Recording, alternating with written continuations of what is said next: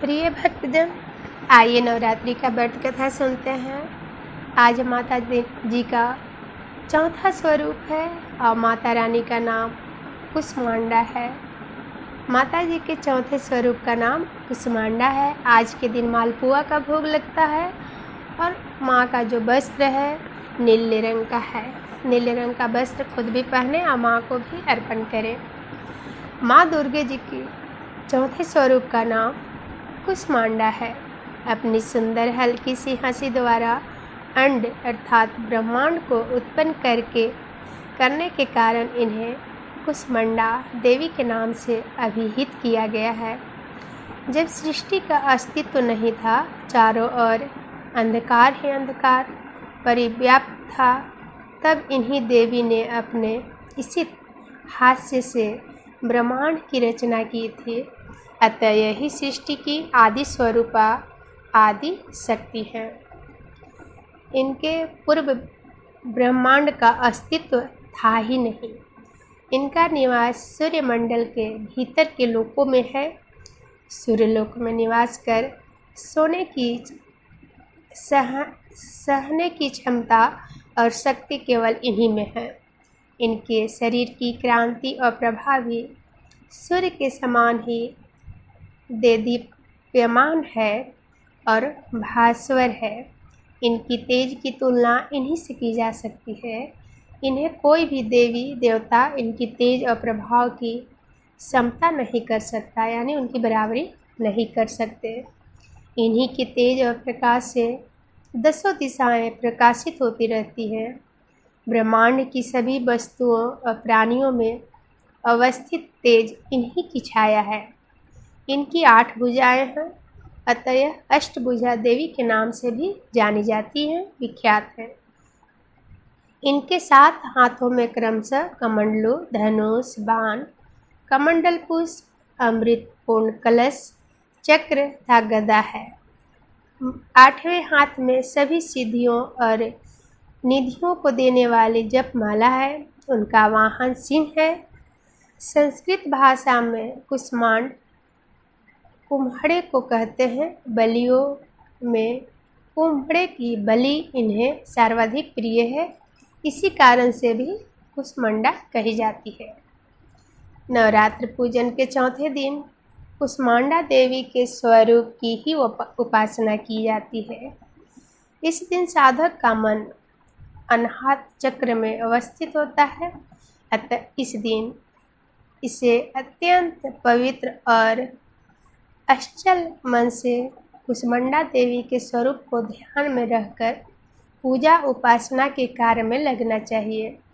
माँ कुसमांडा की उपासना से भक्त के समस्त रोग शोक विनष्ट हो जाते हैं।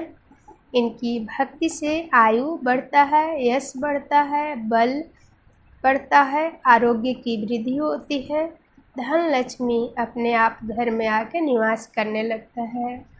माँ कुसमांडा अल्प सेवा और भक्ति से प्रसन्न होने वाली हैं। यदि मनुष्य सच्चे हृदय से इनका शरणागत बन जाता है तो फिर उसे अत्यंत सुगमता से परम पद की प्राप्ति हो जाती है। हमें चाहिए कि हम शास्त्रों पुराणों में वर्णित विधि विधान के अनुसार माँ दुर्गा की उपासना और भक्ति के मार्ग पर अहर्निश अग्रसर हों। माँ के भक्ति मार्ग पर कुछ ही कदम आगे बढ़ने पर भक्त साधक को उनकी कृपा का सूक्ष्म अनुभव होने लगता है।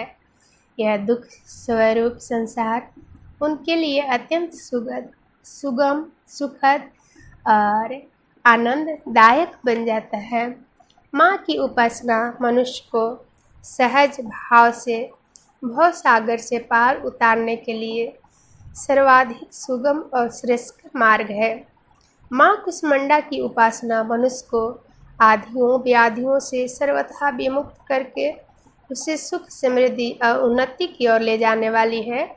अतः अपनी लौकिक परलौकिक उन्नति चाहने वाले को उनकी उपासना सदैव तत्पर रहना चाहिए।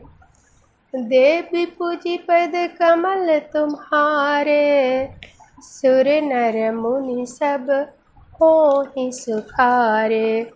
जय जय जय हनुमान गोसाए, कृपा करहु गुरु देव की नाय। माता रानी की पूजा देवता, दानव, किन्नर, नर, राक्षस सभी करते हैं। इसलिए माता जी की पूजा करें, आराधना करें। व्रत न भी रह पाए तब माँ को प्रतिदिन भोग लगाएं, आरती करें, माँ का ध्यान करें, माँ का दर्शन करें। जहाँ भी माता जी की मूर्ति रखी हो वहाँ पर जाएं और दर्शन करें। माँ की कथा जरूर सुनें। कथा सुनने से बड़ा फल मिलता है। यह आप अनेक शास्त्र में, विधान में, भागवत में, रामायण में सुने होंगे कि कथा सुनना बड़ा ही उत्तम फल देने वाला है।